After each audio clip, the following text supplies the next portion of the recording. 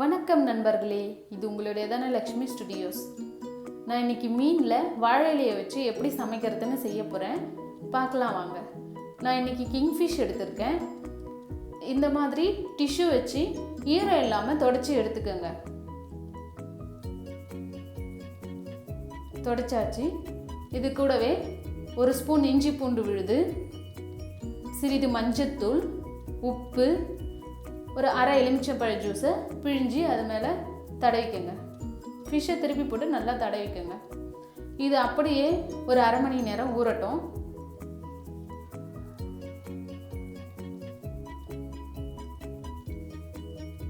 இந்த ஃபிஷ்ஷுக்கு ஒரு மசாலா தேவைப்படும், அதை அரைக்கலாம் வாங்க.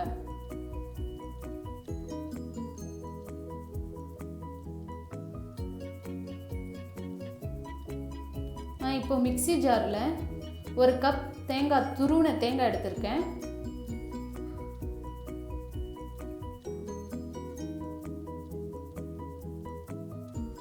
காரத்துக்கு ஏற்ப ஒரு 5-6 பச்சை மிளகாயை வச்சுருக்கேன். கொத்தமல்லி தழை ஒரு கைப்பிடி, கை நிறைய புதினா, கொஞ்சம் உப்பு, இஞ்சி பூண்டு விழுது, மஞ்சத்தூள் சேர்த்து நல்ல ஒரு ஃபைன் பேஸ்ட்டாக அரைச்சிக்கோங்க. நம்ம ஏற்கனவே இஞ்சி பூண்டு விழுது, லெமன், உப்பு இது சேர்த்து மீனை ஊற வச்சுருக்கோம். அதனால் கொஞ்சம் சமமாக போட்டுக்கோங்க. அதுக்கு ஒரு ஸ்பூன்னா இதுக்கு கண்டிப்பாக ஒரு ஸ்பூன் தான்.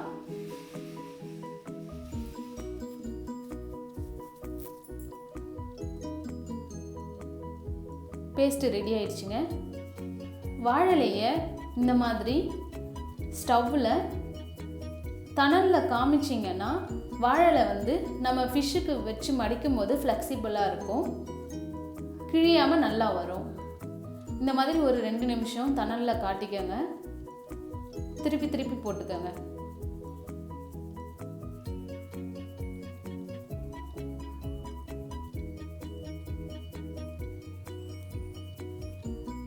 இதை கண்டிப்பாக உங்கள் வீட்டில் ட்ரை பண்ணி பாருங்கள். எப்படி இருக்குன்னு கமெண்ட் பாக்ஸில் சொல்லுங்கள். இந்த வீடியோ பிடிச்சிருந்தா சப்ஸ்கிரைப் பண்ணுங்கள், லைக் பண்ணுங்கள். இது போல் நல்ல வீடியோக்கள் வரணும்னா பெல் ஐக்கானை கிளிக் பண்ணுங்கள்.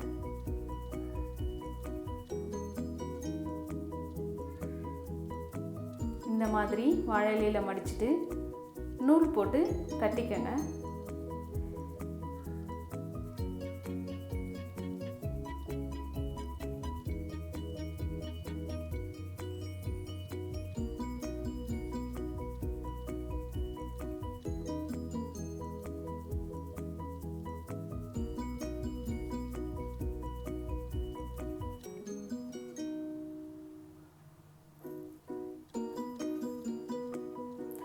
நான் இப்போ இட்லி பாத்திரத்தில் தண்ணி வச்சுட்டு இப்போ செஞ்ச மீனெல்லாம் வேக வைக்க போகிறேன்.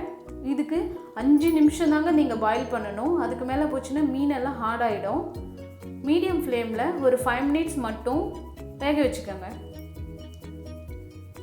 அவ்வளோதாங்க, ரெடி ஆயிடுச்சு. நன்றி.